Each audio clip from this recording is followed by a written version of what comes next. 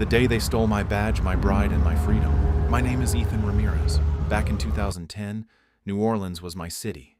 I was 29, tall, fit from years working the water, thick, dark hair, eyes that still believed the badge meant something. I had just made captain of the harbor patrol after taking down the biggest cartel drug ring the port had seen in a decade. Everyone clapped me on the back like I was the hometown hero. The next day was my wedding. Isabella Morales looked breathtaking in white. 26. The love of my life. The church was packed. My best man stood right beside me, Lieutenant Marcus Kane, 42, the man I called brother, my partner, the one who always had my back. Isabella's best friend, Sophia Reynolds, sat in the front row. French roll, bright blonde hair, those striking blue eyes. She was smiling, genuinely happy for us. Or so I thought. I stood at the altar grinning like an idiot who believed he'd just won the lottery. Then the doors flew open. Federal agents stormed in. "Ethan Ramirez, you're under arrest for corruption, bribery, and conspiracy." Isabella screamed. I tried to speak, but they slammed me against the wall, cuffed me, and dragged me out past all those stunned faces. In that single moment, I knew my life was over. They never even let me explain. The offshore account did all the talking. In the interrogation room, Prosecutor Damian Caldwell barely looked at me. The evidence landed like a bomb. $2 million of cartel money sitting in an offshore account with my name stamped all over it. Clean. Undeniable. It was my best friend Marcus who had talked me into opening that account. It happened the day I received an inheritance from my uncle. "Smart move," Marcus said. "Put it offshore, save on taxes, keep it safe. We'll do it joint. Brothers watching each other's backs." That's when it clicked. Cold. Simple. Like a key turning in the wrong lock. Marcus hadn't clapped me on the back like the others when I made captain.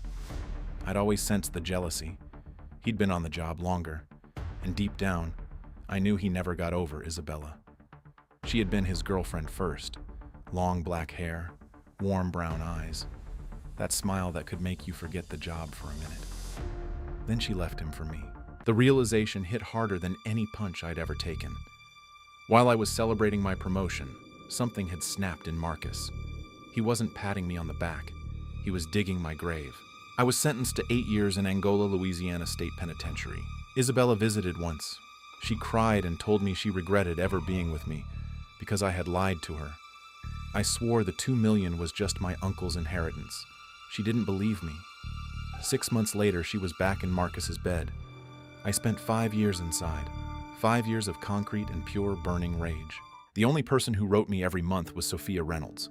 Once a month, like clockwork. Always the same quiet line buried in the letters, "I know you didn't do it."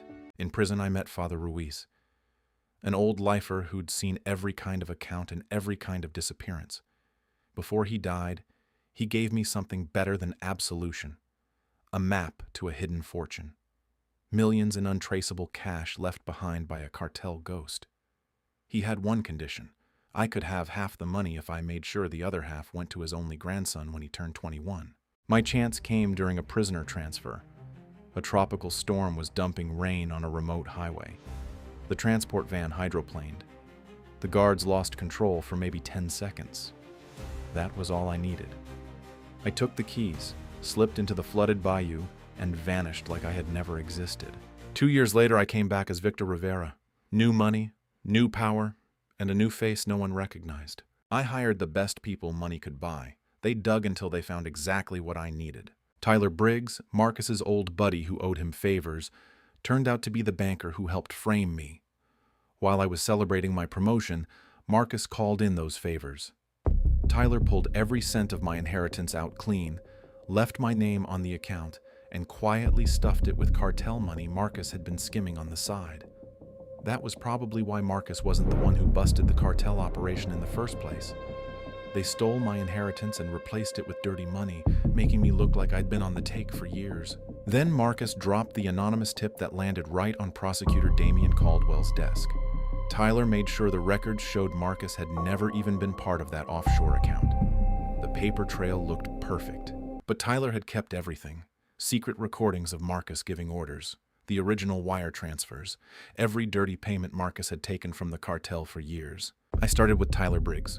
He thought he was safe in his fancy Garden District mansion, sipping scotch like the smug bastard who'd helped Marcus bury me alive with $2 million in cartel cash. Then every screen in his house lit up with his own greasy voice spelling it out, how he drained my uncle's inheritance and stuffed the account with dirty money. Timestamps and his signature flashing like a death warrant. By sunrise, his clients were gone, his wife was packing bags, and federal agents were kicking in his door. I watched from the shadows as they cuffed him on his driveway. His face crumbled when he realized the man he'd framed had crawled out of Angola and fed him back the evil he'd buried.